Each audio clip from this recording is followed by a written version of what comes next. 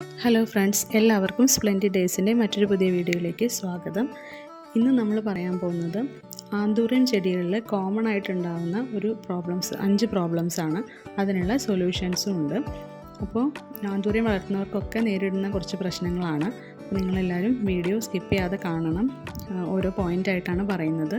അപ്പോൾ നമ്മൾ ആന്തൂറിയത്തിൻ്റെ കെയറും അതിൻ്റെ പ്രൊപ്പഗേഷനും ഒക്കെ പറഞ്ഞിട്ടൊരു വീഡിയോ ഇപ്പോൾ കഴിഞ്ഞ ആഴ്ച ഇട്ടിട്ടുണ്ടായിരുന്നു. അപ്പോൾ അത് കണ്ടിട്ടില്ലാത്തവർ ഒന്ന് കണ്ടു നോക്കുക. അതിൻ്റെ സെക്കൻഡ് പാർട്ടായിട്ടാണ് ഈ ഒരു പാർട്ട് വന്നിരിക്കുന്നത്.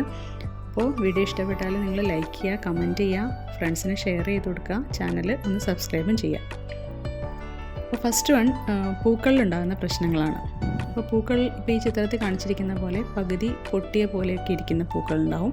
അപ്പോൾ ഫ്ലവേഴ്സ് ഉണ്ടാവും, പക്ഷേ അതിന് വലിപ്പം കുറവായിരിക്കും, അല്ലെങ്കിൽ കളറ് കുറവായിരിക്കും. അങ്ങനത്തെ ചില പ്രശ്നങ്ങളാണ് പൂക്കൾക്കുണ്ടാകുന്നത്. അല്ലെങ്കിൽ ചിലപ്പോൾ ചെടി പൂക്കാതിരിക്കുകയും ചെയ്യും. അപ്പോൾ പൂവുകൾക്കുണ്ടാകുന്ന മെയിൻ പ്രശ്നം നമ്മുടെ വാട്ടറിങ്ങിനുമായിട്ട് റിലേറ്റഡ് ആണ്. അപ്പോൾ നമ്മൾ ഓവർ വാട്ടർ ചെയ്ത് കഴിഞ്ഞിട്ടുണ്ടെങ്കിൽ ചെടികൾ പൂക്കാൻ വളരെ താമസം എടുക്കും. അപ്പോൾ ആന്തൂറിയത്തിൻ്റെ കെയറിൽ നമ്മൾ പറഞ്ഞിട്ടുണ്ട് എത്രത്തോളം വെള്ളമൊക്കെ ആവശ്യമുണ്ട്, എത്രമാത്രം സൺലൈറ്റ് ആവശ്യമുണ്ടെന്നൊക്കെ. അപ്പോൾ അതിനനുസരിച്ച് മാത്രം കൊടുക്കുക. അപ്പോൾ ഈ ഒരു പൂ കണ്ടില്ലേ, പൊട്ടിയിരിക്കുന്ന പോലെ. പൂവിന് ഒന്നാമത് വലിപ്പം കുറവാണ്, അതിൻ്റെ തിരിയും ഒരുപോലെ ശോഷിച്ചാണ് ഇരിക്കുന്നത്. അപ്പോൾ പൂവുകൾക്ക് നല്ല കളറ് കിട്ടാനും ഒക്കെ ആയിട്ട് പാകത്തിന് വെള്ളം ഒഴിക്കുക എന്നുള്ളതാണ് മെയിനായിട്ടുള്ള കാര്യം. പിന്നെ നമ്മൾ ഓവർ സൺലൈറ്റ് കൊടുത്താലും പൂവിന് ആ ഒരു നിറം കിട്ടില്ല. പൂവിൻ്റെ നിറം കുറച്ച് മങ്ങിപ്പോകുന്ന പോലെയായിരിക്കും വരിക. അതല്ലെങ്കിൽ പിന്നെ ഒരു പച്ച കലർന്ന കളറ്, അതായത് നല്ല അതിൻ്റെ ഒറിജിനൽ കളറ് വരാതെ പച്ച കലർന്ന കളറ്. പിന്നെ നമ്മൾ നൈട്രജൻ കണ്ടൻറ്റ് അടങ്ങിയിട്ടുള്ള പിന്നെ വളങ്ങൾ ഒരുപാട് കൊടുക്കുകയാണെങ്കിലും ഇങ്ങനെ പൂവിൻ്റെ നിറം മാറി വരാറുണ്ട്. അതായത് ചായയുടെ മട്ടൊക്കെ അധികത്തിൽ ഒരുപാട് ഇടുകയാണെങ്കിൽ അത് നൈട്രജൻ കണ്ടൻറ്റ് ഉള്ള ഒരു വളമാണല്ലോ. അപ്പോൾ അത് പൂവിൻ്റെ നിറം കുറയ്ക്കും. ഇപ്പോൾ രണ്ടാമത്തെ പ്രശ്നം എന്ന് പറഞ്ഞിട്ട് ഇലകളിൽ ഉണ്ടാകുന്ന പ്രശ്നങ്ങളാണ്. അപ്പോൾ ഈ ചിത്രത്തിലുള്ള പോലെ ഇലകളിൽ ഉറുമ്പുകൾ ഇല തിന്നിട്ടുള്ള പാടുകൾ, അല്ലെങ്കിൽ വാടിക്കിടക്കുന്ന പോലത്തെ ഇലകൾ, ശോഷിച്ചിരിക്കുന്ന പോലത്തെ ഇലകൾ, അതല്ലെങ്കിൽ ഇലയുടെ വലിപ്പക്കുറവ്, നിറവ്യത്യാസം, ഇത്രയൊക്കെയാണ് ഇലകളിൽ ഉണ്ടാകുന്ന പ്രശ്നങ്ങൾ. അപ്പോൾ ഈ ഒരു ആന്തൂറിയം നല്ല വലിപ്പമുള്ള ഇലകളോടുകൂടി വളരുന്നതാണ്. അപ്പോൾ ഇതിൻ്റെ ഫ്ലവർ ഒരു പിങ്ക് കളറാണ്, ലൈറ്റ് പിങ്ക്. അപ്പോൾ ഈ ഒരു പ്രോബ്ലം എന്ന് വെച്ചിട്ടുണ്ടെങ്കിൽ ഓവർ സൺലൈറ്റ് കൊണ്ട് ഉണ്ടായിട്ടുള്ള പ്രശ്നമാണ്. സൺലൈറ്റ് അധികമാവുന്ന സ്ഥലത്ത് വെക്കുകയാണെങ്കിൽ നമുക്കൊരു ഡയറക്റ്റ് സൺലൈറ്റ് ആവശ്യമില്ല ആന്തൂറിയത്തിന്. അപ്പോൾ അധികം സൺലൈറ്റ് അല്ലെങ്കിൽ വെയിൽ കൊള്ളുന്നിടത്ത് വെച്ച് കഴിഞ്ഞാൽ ഇലകളിൽ ഇതുപോലെ നിറവ്യത്യാസം ഉണ്ടാവും. പിന്നെ വെള്ളത്തിൻ്റെ കുറവുണ്ടെങ്കിലും ഇലയുടെ തുമ്പ് കരിഞ്ഞു പോവുക, ഉണങ്ങി വരിക, അങ്ങനെയൊക്കെ ഉണ്ടാവും. പിന്നെ സൺലൈറ്റ് അധികമായി കഴിഞ്ഞിട്ടുണ്ടെങ്കിൽ അതുപോലെ മഞ്ഞച്ച് പോകുന്ന പ്രശ്നങ്ങളുണ്ട്. പിന്നെ വേര് ചീയൽ പോലെയുള്ള പ്രശ്നങ്ങൾ ആന്തൂറിയത്തിന് ഉണ്ടെങ്കിൽ നമ്മുടെ ഇലകളൊന്നും പൊന്തി നിൽക്കാതെ വാടിക്കിടക്കുന്നതായിട്ട് നമുക്ക് കാണാൻ പറ്റും. അതായത് ശരിക്കും ആന്തൂറിയത്തിൻ്റെ ഇലകളെല്ലാം സ്ട്രൈറ്റ് ആയിട്ട് അല്ലെങ്കിൽ സൈഡിലേക്കാണ് വളർന്നു നിൽക്കാറ്. ഇനി മൂന്നാമത്തേന്ന് വെച്ചാൽ അനിയന്ത്രിതമായ വളർച്ച, അത് നിയന്ത്രിതമല്ലാത്ത വളർച്ച. അപ്പോൾ അത് ഒരുപാട് വളർന്നു വരുന്ന ചെടി, ഓവർഗ്രോൺ ആയിട്ടുള്ള പ്ലാന്റ് നമുക്ക് ഒരു ചട്ടിയിൽ ഉൾക്കൊള്ളാതെ വരുന്ന ഒരവസ്ഥയാണിത്.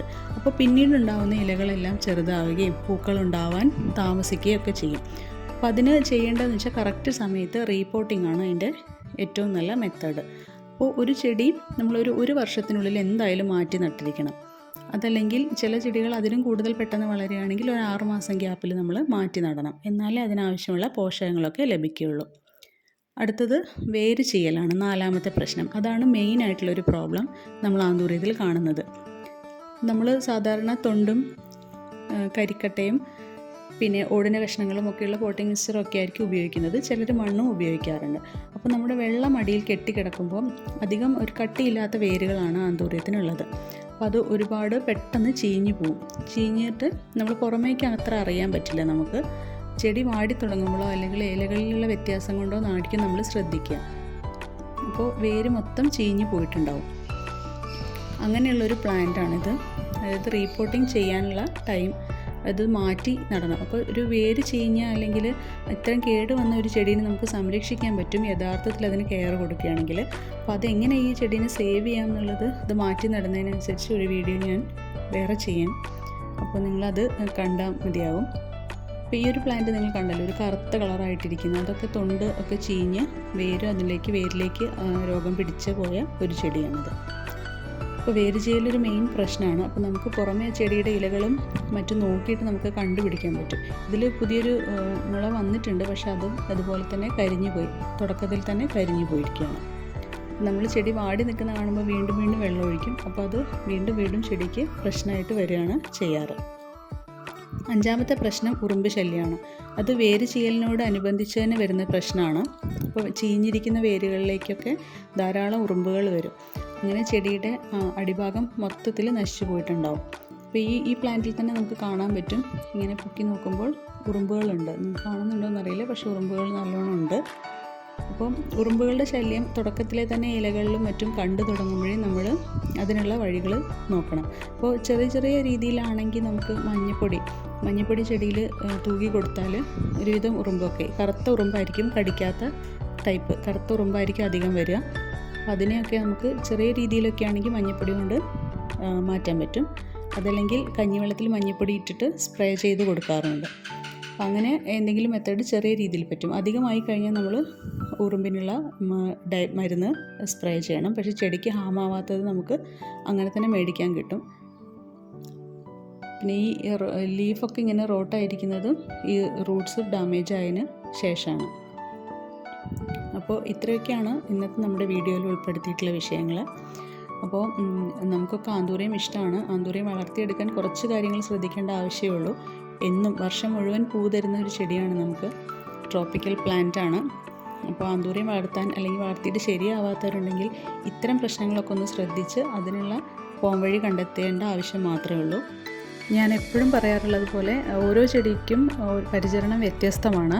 അതിന് വേണ്ട വെള്ളവും അതിന് വേണ്ട സൺലൈറ്റും പിന്നെ അതിന് വേണ്ട പ്രൊപ്പഗേഷൻ വളവും എല്ലാം ഡിഫറെൻ്റ് ആണ്. അപ്പോൾ നമ്മൾ ഓരോ ചെടിയും അറിഞ്ഞ് അതിനനുസരിച്ച് പരിചരിച്ചാൽ മാത്രമേ നമുക്ക് നന്നായിട്ട് ചെടി വളർത്തിയെടുക്കാൻ പറ്റുള്ളൂ. അപ്പോൾ നമ്മുടെ ചാനലിൽ പുതിയ വ്യൂവേഴ്സ് ആരെങ്കിലും ഉണ്ടെങ്കിൽ നമ്മൾ ഓരോ ചെടിയുടെയും പരിചരണങ്ങളെ പറ്റി ഡിഫറെൻറ്റ് വീഡിയോസ് ചെയ്തിട്ടുണ്ട്. അപ്പോൾ പ്ലാന്റ് കെയർ സീരീസ് എന്ന് പറഞ്ഞിട്ടൊരു പ്ലേലിസ്റ്റിലാണ് എല്ലാം ഉള്ളത്. അപ്പോൾ ടൈം കിട്ടുമ്പോൾ ഓരോന്നായിട്ട് കണ്ടു നോക്കുക. നിങ്ങളുടെ സംശയങ്ങൾ എന്തെങ്കിലും ഉണ്ടെങ്കിൽ കമൻറ്റായിട്ട് ചോദിക്കുക. അപ്പോൾ അതിനനുസരിച്ച് നമുക്ക് ഡിസ്കസ് ചെയ്തിട്ട് ഒരുമിച്ച് മുന്നോട്ട് പോകാം.